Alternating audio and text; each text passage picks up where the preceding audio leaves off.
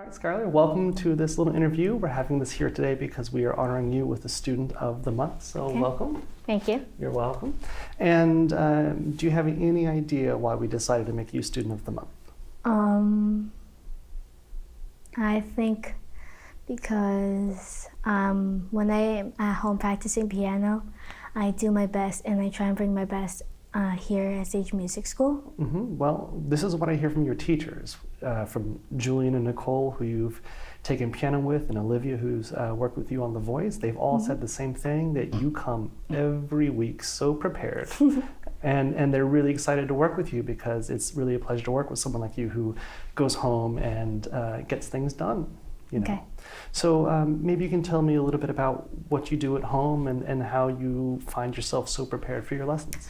When I come home after my music lesson, I tell my dad about my day and what I learned, and then we go to the piano and I practice some for a little bit. Then the next day, usually I practice for twice a day, and for the parts I don't understand, my dad helps me, and I also listen to the songs that I'm practicing, so I know what they feel like and how fast or slow to play the music. I see. So I hear a lot of good stuff in there. So one of the things we know about practicing is if you practice one time a day, that's okay. But if you practice more than once a day, even if it's a shorter amount of time, it seems to be the more often we practice, the better we do. Yeah. So obviously it's shown in your case. Yeah. And I also think that you must have some great parents because they're helping you all the time. Yeah. And that's one of the things I see is when I see supportive parents, I often see their sons and daughters like you doing really well. So that's also awesome to hear. So you told me a little bit about like when you practice and how often, but like when you sit down to practice, what do you exactly do? When I sit down to practice, I look at my notes and see what I need to do, and I do it for maybe a couple minutes to see if I can get it down, and just work on that for a couple of minutes to see if I can do it. And then I move on. Well, let me ask you a question there. Yeah. So you think about what you're going to do before you do it, is that right? Yeah. And then you see if you can do it, is that right? Do you often find that you can do it? Sometimes I can do it and sometimes I can't, because sometimes, like when I do the chords, sometimes it's a little hard for me to play all fingers at once.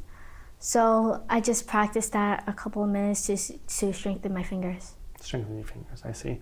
And so when you say like sometimes you feel like you can't do it, what do? You feel like you repeat the activity until you can? Usually I try and break it down and see if I can maybe do it slower to see if I can do it without making mistakes. I see. Well, see, now this sounds like a smart solution to me, right? So when it's too big to do, you break it into something that's small and manageable. Is that right? Yeah.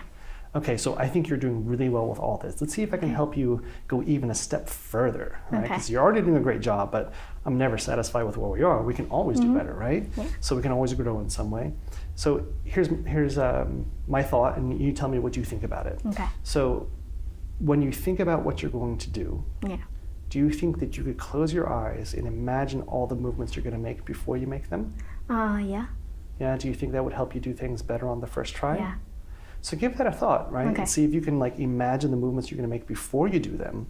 And that way, I think you'll have a better chance of doing them on the first time. Okay. And then after that, all you have to do is repeat until it becomes comfortable. Okay. All right? Some people like to practice until it's perfect, but it might be better to practice it perfectly until it's comfortable. Yeah. Does that difference make sense to you? Yeah. Yeah? Okay, great.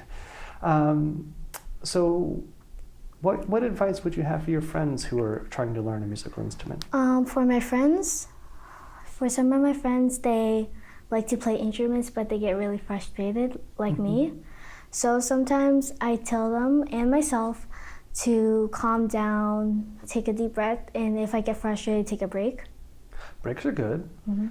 So I've heard you now. So when you get frustrated, you take breaks, and you also do things that are smaller. Yeah.